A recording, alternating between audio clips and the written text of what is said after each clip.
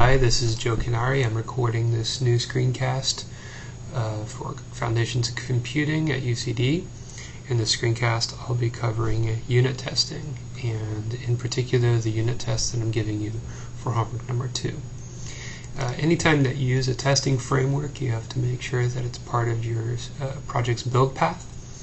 In this class, we're using the JUnit test framework, though there are other choices. The template that I've given you, if you look in the Java build path libraries, you'll see that it depends upon the JUnit 4 library. This is the JUnit version that's appropriate for use in Java 5 and beyond, so that you can use annotations to denote tests. The new version of the template that I'm providing you not only has the outlines of the various classes that I've asked you to implement that we've gone over previously, but also I'm starting to add a set of tests. One thing I'll note first, different than the last screencast overview of language, I have added one new constant and one new method to language that you're asked to implement. The constant is the empty word constant, which is a word consisting of the letter epsilon, the blank letter, and the concatenate method is used to concatenate two languages L1, L0 and L1 together. So you're asked to implement that, and you'll find concatenate useful when implementing the closure method. Now, to turn to testing. I'm providing for you a set of unit tests for initially the language class. So testing this class means that we wish to test these methods, concatenate and closure. This first version of the test framework that I'm providing you is this one, and it focuses on closure. When you do unit testing, you're going to write a set of methods which are the tests that are testing the units of your program. In our case, we're focusing on the methods in the program in isolation. I'm using a number of constants here to set up various languages that I wish to test, and I'm picking these languages precisely because they match various interesting languages as defined in the textbook. The first language is the language that contains only the blank character, so it's the singleton blank language. Singleton because it's a set that includes only a single word. The next language is the singleton non-blank language, which is going to include only the word 0. So it's singleton language because it only has one word in it, and it's non-blank because the word is non-blank, that is to say the word is just 0. I'm also going to build various other versions of the singleton non-blank language for testing closure, so I'm going to manually program the second closure and the third closure of that language. I've also defined a small language here called small, and it is going to include only the words empty, 0, 0, 0, and 0, 0, 0, as you can see down here in the setup method that I'll get to in a second. I defined manually the second closure of that language for testing, and I've done that here explicitly using this array. Now, in a general test class that you're writing, you typically write a new class which is public, and it extends test case, so it contains a set of test cases. Optionally inside of there are a number of methods that you can include to both set up all your tests and to tear them all down.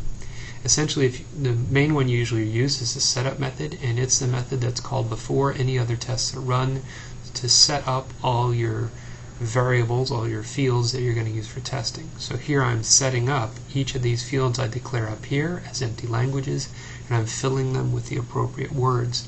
Singleton blank includes only a single word, which is the empty word, which now that I've added this to the language class, I can change to language dot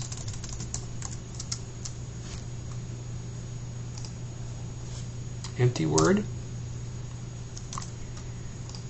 To the singleton non-blank, I'm adding only the single word 0, and then I'm computing the second and third closure of that language manually, so there they are.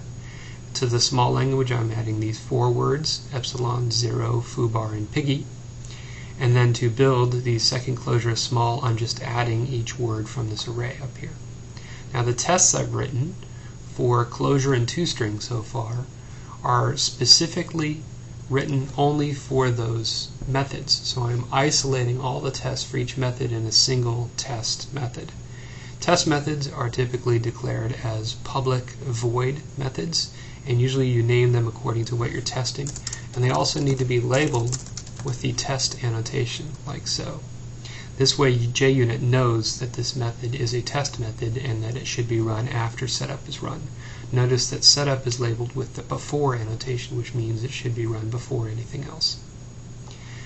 Now I annotate each method to indicate exactly what I'm testing in that method, and then the test itself has a series of assertions inside of it saying what must be true about the methods in question. Now I picked this series of assertions specifically by looking at the book's definition of what languages are and what closures are. I want to cover all the interesting core base cases in the inductive definition of closure, and then I'd like to cover some standard cases of closure for non-trivial languages. So here I'm testing, for example, that if I take the closure of the empty language to the 0th power, so this is empty to the 0th power, and I get back the singleton blank language. When you assert equals, it means the right-hand side equals the left-hand side, and the left-hand side is what you expect to get back. Likewise, if I take the singleton blank language to the 0th closure, I get singleton blank back. If I take the singleton non-blank language to the 0th, I get singleton blank back. And if I take any other language to the 0th power, I get singleton blank back. So as you can see, each of these, if you look at them carefully, matches part of the definition in the book. And I build these up from all the base cases with respect to closures to the 0th power, closures to the 1st power, closures to the 2nd, and then I do a couple of simple closures to the 3rd power. Doing beyond that for an idea as complicated as closure means not explicitly writing out your closures, for example, but perhaps you might want to test their size, so long as you can guarantee there's no overloading due to prefixes. And I'll let you think about closures to figure out what that means. I'm also testing the toString method of language, because I'd like language to be printed in a particular way that matches that in the book. In particular, a language is just a set of words, and therefore the toString of language should use set notation. So if you're printing out, for example, the empty language, it should look like the empty set character. If you print out the singleton blank language, that is to say the language that contains only the blank character, it should look like that. If you print out a language that has only a single word, then it should look like that. And if you print out a language that has many words, then it should look like set notation. So in general, you can run these tests on your implementation as you write language and see if your implementation matches my expectations, not just from the documentation, but from the test. Now to run this test, I'm actually in the test, and I go up to the Run menu, and I say Run as JUnit test. That'll automatically build the test harness around this particular test and run it and tell me whether or not my test has passed or not.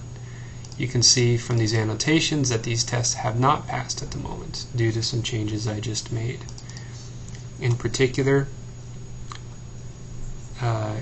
this test closure method has failed. I can double click on this to find out exactly what has failed. In particular, the very first method has failed in there. So that means some changes I just made in my implementation of language are bad.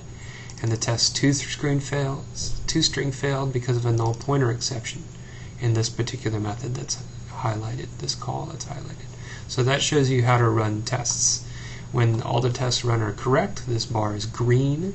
It says runs 2 of 2, and it'll say nothing, 0 errors and 0 failures. So that's running tests in a nutshell. So now what I'll do is I'll fix these bugs in my implementation and run the tests again and show you some coverage of those tests.